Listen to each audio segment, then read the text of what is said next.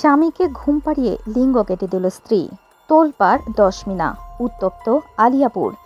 স্ত্রী বলছেন কাটা দরকার ছিল। আমার জীবন নষ্ট করে দিচ্ছে, আমার জীবনে আর কিছু না। স্বামী স্ত্রীর কলহ হয়তো নতুন কিছু নয়, কিন্তু পটুয়াখালীর দশমিনা যা ঘটেছে তা শুধু ভয়াবহ নয়, অমানবিকও। গভীর রাতে ঘুমন্ত স্বামীর ওপর হঠাৎ নেমে এলো নির্মম নির্যাতন। নিজের স্ত্রী ধারালো অস্ত্র হাতে স্বামীর লিঙ্গ কেটে দেন। পুরো বিষয়টি নিয়ে উত্তাল এখন দশমিনার আউলিয়াপুর গ্রাম। পটুয়াখালীর দশমিনা উপজেলার রণগোপালদি ইউনিয়নের আউলিয়াপুর গ্রামের বাসিন্দা মোহাম্মদ জসিম, বয়স প্রায় ৩৫। বুধবার দিবাগত রাতে স্ত্রী কর্তৃক লিঙ্গ কেটে দেওয়ার মতো চাঞ্চল্যকর ঘটনার শিকার হন তিনি। জানা গেছে, প্রতিদিনের মতো রাতের খাবার খেয়ে ঘুমিয়ে পড়েন জসিম। গভীর রাতে তার স্ত্রী ধারালো একটি অস্ত্র দিয়ে হামলা চালিয়ে তার পুরুষাঙ্গ কেটে দেন।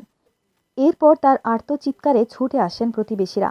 তারা বলেন, আমরা হঠাৎ চিৎকার শুনি, গিয়ে দেখি অবস্থা খুব খারাপ, রক্তে ভেসে যাচ্ছে বিছানা।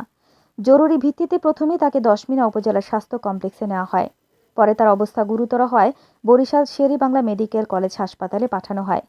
স্থানীয়দের মতে, স্বামী স্ত্রীর মধ্যে দীর্ঘদিন ধরেই পারিবারিক কলহ চলছিল। তবে কেউ ভাবতেও পারেননি বিষয়টি এমন ভয়াবহ পরিণতির দিকে যাবে।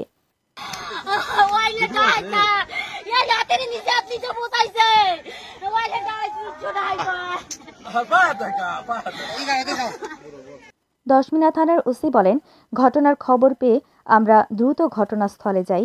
অভিযুক্ত স্ত্রীকে হেফাজতে নেওয়া হয়েছে। ঘটনার পেছনে কী কারণ রয়েছে তা তদন্ত করে দেখা হচ্ছে। এই ধরনের ঘটনা সমাজে দাম্পত্য সম্পর্কের ভাঙন এবং মানসিক অস্থিরতার ভয়াবহ পরিণতির প্রতিফলন। বিষয়টি তদন্তাধীন রয়েছে এবং পুলিশ জানিয়েছে প্রয়োজনীয় আইনানুগ ব্যবস্থা গ্রহণ করা হবে। তারপরে চৌকিটা নিয়ে আইসি, ভাত খাওয়াইছি, ভাত খাইয়া তারপরে ও কবি আজকে আমি রাত্রে চলে যাবো 9টায় ঢাকায়, তা আমার সাথে 1 ঘন্টা থাকো। আমি বলছি না, আমি বড় খেলাতে যাবো। না, আজকে একটা দিন থাকো আমার সাথে, আমি চলে যাবো রাত্রে 8টা। তা আমি ঘুমাই গেছি।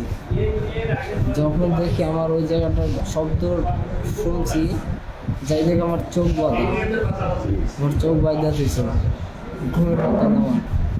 তারপরে আমি চোখ বাঁধার অবস্থায়, ওই অবস্থায় চোখ খুলে আমি দৌড় দিছি। দৌড় দেওয়ার পরে তারপরে আমি ওই জায়গা ধইরা তারপরে আমি দৌড় দিছি। ননবজায় করে দিছে। এই দুর্ঘটনার পরে আমি লংজার বনে গেছি, যাই দেখছি যে রক্তাক্ত হয়েছে। তারপর আমি নিয়ে জরুরি বিভাগে ভর্তি করেছি। আমি চাচ্ছি যে তার প্রতি আইনগত ব্যবস্থা নেওয়ার জন্য